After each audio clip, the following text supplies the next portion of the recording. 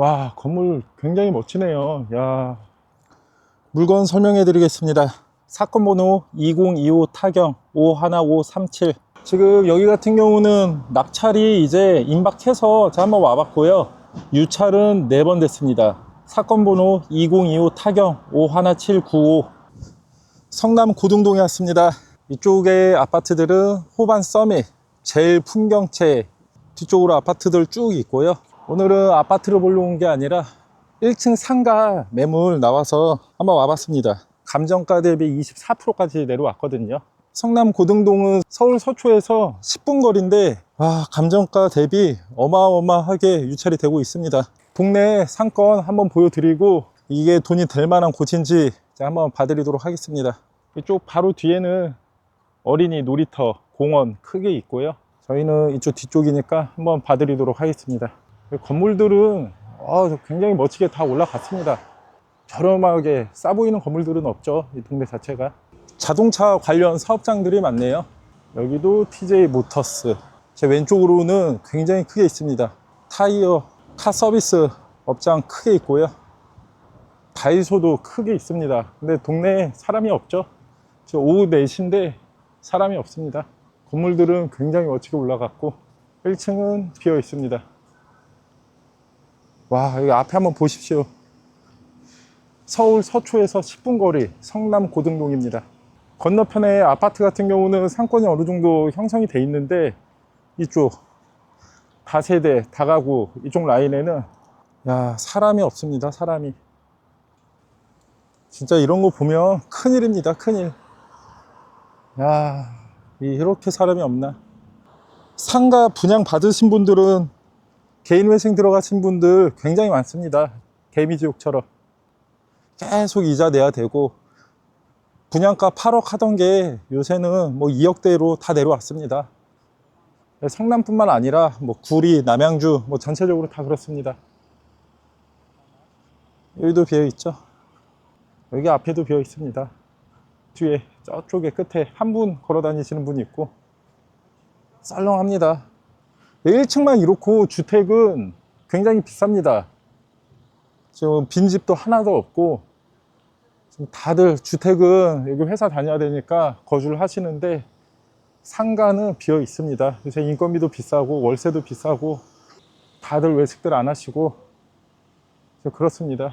여기도 건물 이렇게 깨끗하게 넓은데 비어 있습니다.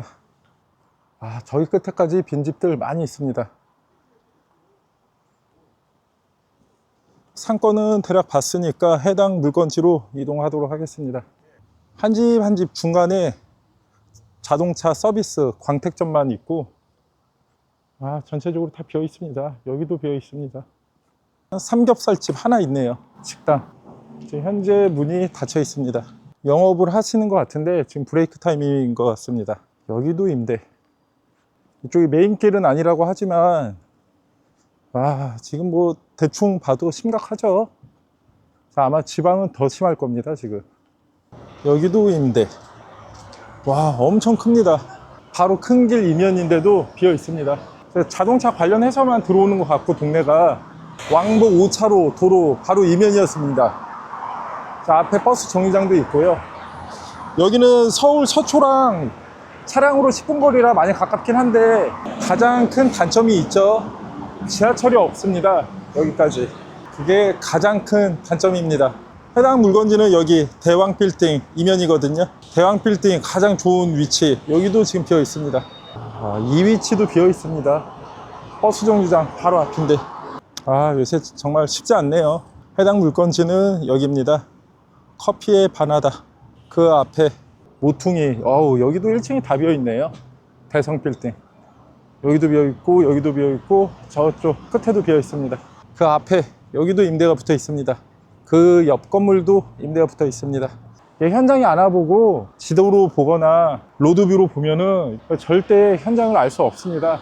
꼭 현장 와서 이렇게 체크하셔야 되고, 상가 같은 경우는 초보자분들은 직접 영업할 거 아니면은 손 안 대는 게 좋습니다. 근데 이렇게 매입하셔서 임대 놔야지 이렇게 생각하시면 쉽지가 않습니다. 요새 상가 그냥 아무거나 공짜로 하세요 이렇게 해도 마땅히 할 게 없는 자리도 굉장히 많습니다. 인건비도 많이 비싸고 재료비도 비싸서 요새 자영업 자체가 쉽지가 않습니다. 이렇게 깔끔하게 지은 건물도 지금 새들이 다 비어 있습니다. 지금 여기 같은 경우는 낙찰이 이제 임박해서 제가 한번 와봤고요. 유찰은 4번 됐습니다. 자, 물건 설명해 드리겠습니다. 사건 번호 2025 타경 51795, 감정가 7억 8천만 원, 최저가 1억 8,700만 원입니다. 감정가 대비 24%. 여기 특이사항 있는데 설명 좀 해드릴게요. 여기 임차인분이 권리신고를 보증금 4천에 월세 200만 원 지금 현재 신고해 놨고요. 사업자 등록 신고를 23년 5월 3일 날 하고 근저당 설정이 24년 7월 5일, 그 후에 임차인분이 확정일자를 24년 11월 20일 날 받습니다. 그러면 임차인분은 대항력은 있고 은행보다 우선적으로 배당은 못 받습니다. 그러면 임차인분은 남은 보증금 낙찰자가 다 떠안아야 됩니다. 그럼 보증금 4천만 원을 다 드려야 되냐? 그거 절대 아니죠.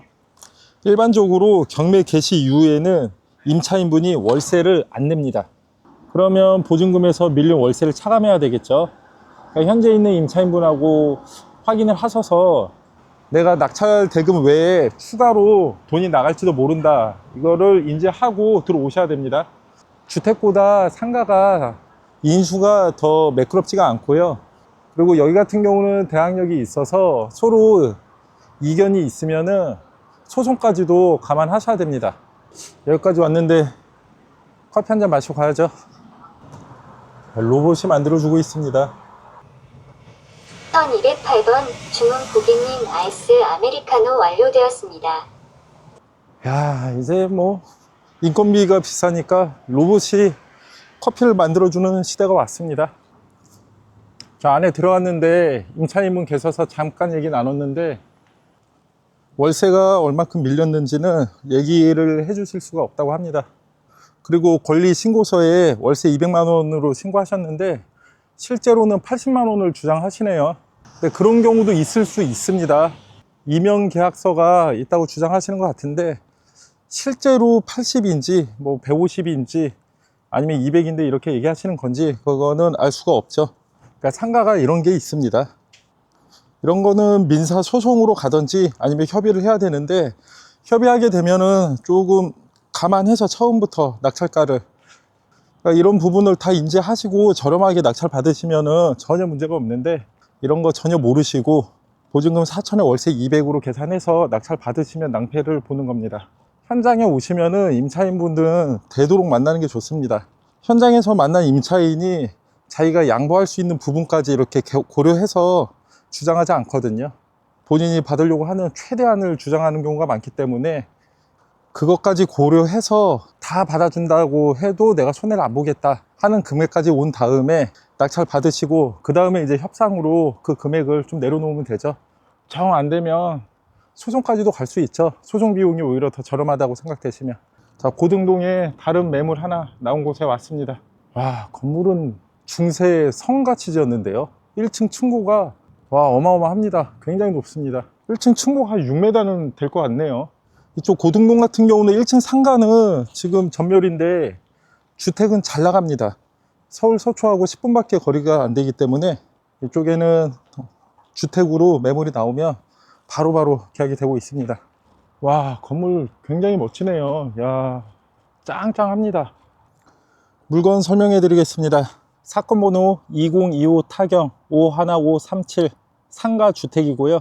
건물 203평, 토지 102평, 감정가 47억, 최저가 23억입니다. 선순위 대항력 있는 임차인 없어서 지금 다 퇴거 대상이거든요. 여기 같은 경우는 특이사항이 없습니다. 금액에 집중하시면 될 것 같고, 와, 1층 같은 경우는 웨딩샵일까요? 와, 문이, 요새 소규모로 돌잔치, 결혼식 이렇게 많이 하는데 그런 사업장으로도 왔을 때 밀리지 않을 것 같습니다.